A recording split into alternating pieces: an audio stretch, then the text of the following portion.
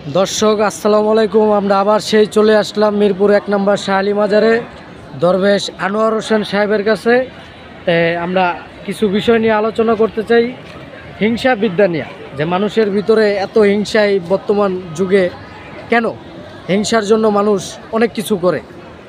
আসলে প্রিয় বিশ্ববাসী, প্রিয় মুসলমান ভাই ও বোনেরা, পর্দার আড়ালে আমার মা বোনরা, সকলের প্রতি আমার রইল সালাম। আসসালামু আলাইকুম ওয়া রাহমাতুল্লাহি ওয়া বারাকাতুহু। আজকে হিংসা লেগেই আছে। যেমন পর্দার আড়ালে বউ শাশুড়ি হিংসা, বাইরে আছেন আপনি দেখেন ভাই ভাই হিংসা, আপনি দেখেন ভাই বোনে হিংসা। ঠিক তদ্রূপ হিংসা এমনভাবে সমাজে আমাদের ছড়ায় পড়ছে যে কিছু লোক তরিকাতের লোকেরে দেখলে হিংসায় ফেটে যায়, আবার কিছু লোক মোল্লাদেরকে দেখলে হিংসায় ফেটে যায়। আরে মোল্লাও মানুষ আর তরিকাতের লোকেরাও মানুষ। আল্লাহ পাক সৃজন করেছে এক একজনকে এক এক সুরাত দিয়া। আর আপনি তো জানেন মন ভাঙা আর মসজিদ ভাঙা সমান করতে। তো কাউকে আপনারা হিংসা নিন্দা করবেন না। হিংসা পতনের মূল।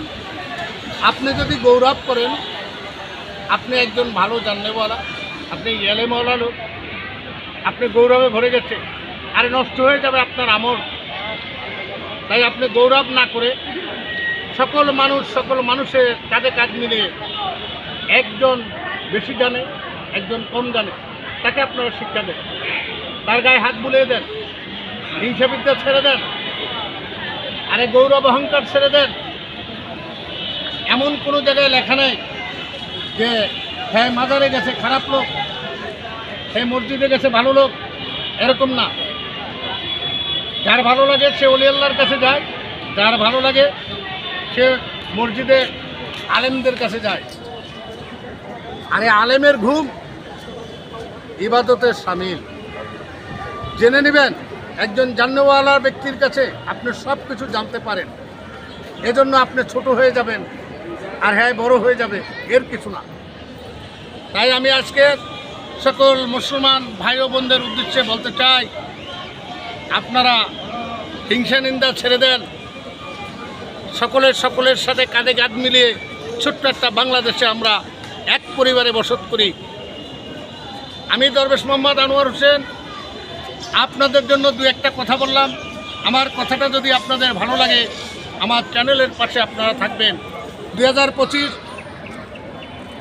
আমাকে যদি একটা লাইক দেন, আমার চ্যানেলটা একটু শেয়ার দেন, তাইলে আপনারা নিত্য নতুন কথা আমার কাছ থেকে শুনতে পারবেন।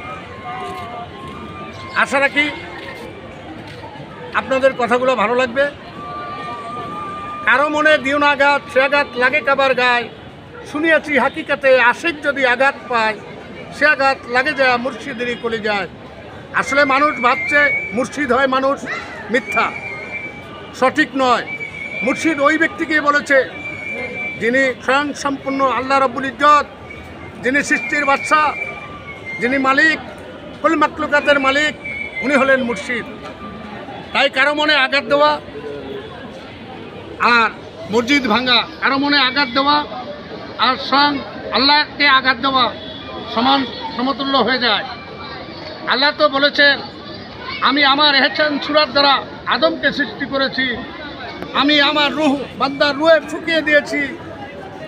তাই আমি আপনাদেরকে বলতে চাই, আপনারা হিংসা নিন্দা গৌরব অহংকার ছেড়ে দেন।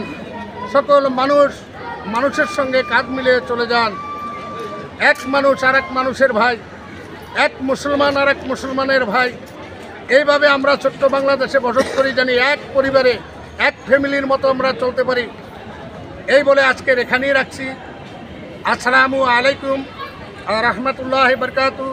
ইয়া মুর্শিদ ওলি আল্লাহ, ইয়া মুর্শিদ ওলি আল্লাহ, আমিন সুম্মা আমিন।